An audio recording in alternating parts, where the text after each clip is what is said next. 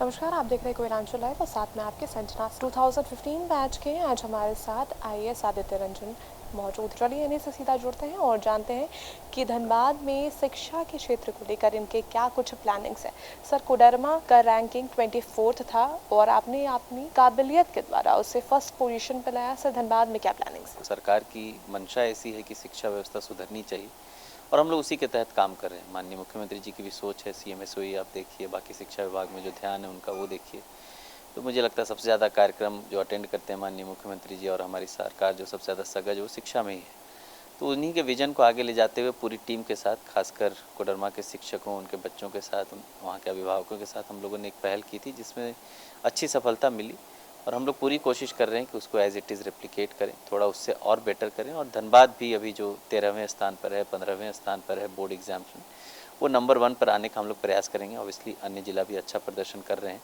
Last year से इस साल 1.5 से 2% का एवरेज भी बढ़ा है। तो मुझे लगता है लगातार सुधार हो रहा है, धनबाद का स्थान ऊपर हो, यही हमारी इच्छा है। और मुझे लगता है यहाँ के स्थानीय शिक्षक, अभिभावक, ये सब इसके लिए सजग भी हैं और हमारे मदद करने के लिए तैयार भी हैं। सर, हेल्थ की अगर बात करें तो हेल्थ पर विशेष फोकस, बहुत लोग इनिशिएटिव भी नहीं लेते और फोकस तो नहीं रहता है। यहाँ पे देखा जाता है कि एसएनएमएमसीएच में उपकरण है लेकिन ऑपरेटर नहीं है। सर, उस पर कैसे काम करें?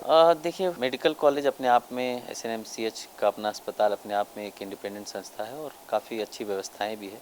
कुछ कमियां हैं जो लगातार मुझे प्रेस मीडिया के माध्यम से भी पता चल रही है, आमजनों से भी पता चल रही है, और हम लोग पूरी कोशिश कर रहे हैं कि धीरे धीरे एक एक करके उसको में बदलाव लाने की कोशिश करें। आप देखेंगे कि जो संख्या है मरीजों की सदर अस्पताल में आने की या एसएनएमसीएच में, वो आसपास के ज़िलों से भी लोग आते हैं।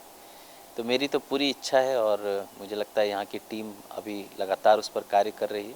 और मुझे पूरा भरोसा है आने वाले 2 से 3 महीनों में जो सदर अस्पताल की स्थिति अभी आप देख रहे हैं, उससे काफ़ी बेहतर मिलेगी। और एसएनएमसीएच में जो छोटी मोटी कमियाँ हैं उस पर हम लोग लगातार काम कर रहे हैं। अभी एक टीम मीटिंग हम लोगों ने नहीं करी। हम लोग एसएनएमसीएच के भी एडमिनिस्ट्रेशन के साथ हाथ मिलाकर अच्छे से काम करेंगे और जो स्वास्थ्य व्यवस्था आम जनों को मुफ्त में या किफ़ायती दरों में मिलना चाहिए, वो हम लोग मुहैया कराने के लिए सरकार की सोच को आगे ले जाएंगे और पूरा करने का प्रयास करेंगे। अंचल कार्यालय की अगर बात करें तो ग्रामीण क्षेत्रों में लोग छोटे छोटे काम के लिए बार बार चक्कर लगाते हैं। सर, इसको कैसे टैकल करें?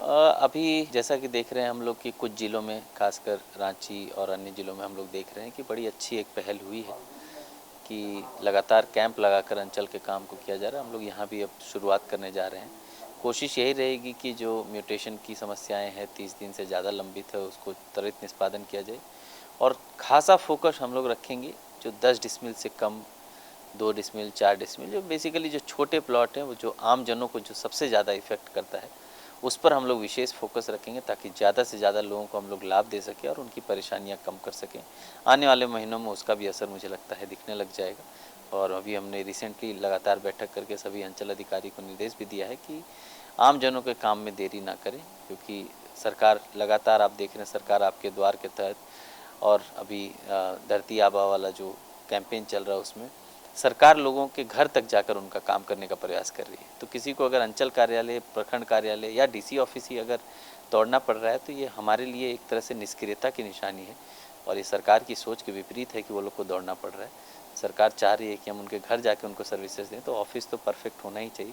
तो पूरा प्रयास करेंगे कि आने वाले महीनों में वो समस्या भी मूल तक कम हो पाए। यहाँ पर देखा जाता है कि ज़मीन माफिया सरकारी ज़मीन को भी अतिक्रमण कर रहे हैं। रिसेंटली नॉलेज में आया था हमारे कि शमशान को भी ज़मीन माफियाओं ने कब्जा कर लिया। देखिए, गैर आबाद भूमि या सरकारी भूमि के बहुत तरह के नेचर हैं और सभी को देखकर हम लोग कोशिश कर रहे हैं। अभी लास्ट वीक ही हम लोगों ने सभी अंचल अधिकारी और एसी ऑफिस से के साथ बैठक किया है और हम लोग चिन्हितीकरण चालू कर दिए हैं। देखिए, ज़मीन ऐसी चीज़ है जो मतलब लगातार करने वाली चीज़ है कि उसमें ध्यान देना ही पड़ता है। आप आज खाली कराएंगे तो ऐसा नहीं है कि वो हमेशा के लिए हो जाता है, फिर उसमें प्रयास होता है कब्जा करने का।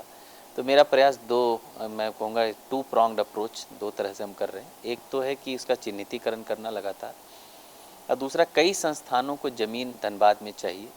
भारत सरकार की संस्थानें हैं, राज्य सरकार की संस्थाएं हैं, कई योजनाओं को ज़मीन चाहिए। धीरे धीरे यही कोशिश कर रहा हूँ कि जो भी सरकारी भूमि अच्छी चिन्हित हो, उसमें कुछ न कुछ सरकारी स्ट्रक्चर तत्काल एकदम सैंक्शन हो जाए ताकि वो ज़मीन जो है सरकार की बनी रहे। अभी आते ही मुझे लगता है कम से कम 8 से 10 लैंड हम लोग जो पेंडिंग था उस पर इशू पर काम कर रहे हैं। आईटी धनबाद का 222 एकड़ है, उसमें कुछ रैयती ज़मीन है उन लोगों को मुआवजा देना, बदलेन करना, लेकिन वो जो बाकी ज़मीन है सरकारी उसको कब्जा कराना।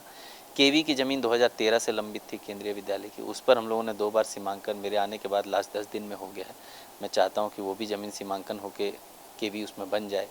उसके बाद राज्य सरकार का तरफ से एक बहुत अच्छी पहल हुई है साइंस सेंटर के लिए, उसमें 7.5-8 एकड़ ज़मीन चाहिए थी, वो भी मैंने एकदम लग के, यहाँ की टीम ने पूरी लग के गोविंदपुर में 7.6 एकड़ ट्रांसफ़र भी कर दिया है।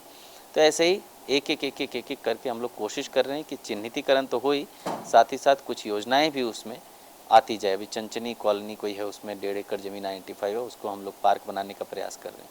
तो हम लोग कोशिश कर रहे हैं और मुझे लगता है कि कब्जा मुक्त करने से ज़्यादा इम्पॉर्टेंट है जो बची ज़मीन है उसको भी हम लोग पहले एक बार यूज़ कर लें, और साथ ही साथ अगर कोई बड़ा कब्जा है तो उसको हम लोग डेफिनेटली कोशिश करेंगे कि उसको हटवाएं।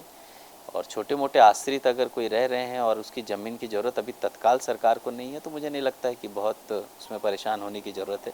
बट हाँ, वो जो मैंने कहा कि अगर कोई माफिया है, बड़े स्तर पर ऐसा कुछ काम हो रहा है, तो अगर संज्ञान में आएगा तो हम लोग कोशिश करेंगे कि उसको मुक्त कराएं और आम जनों के हित में, सरकारी भवनों के हित में उसको लाएं।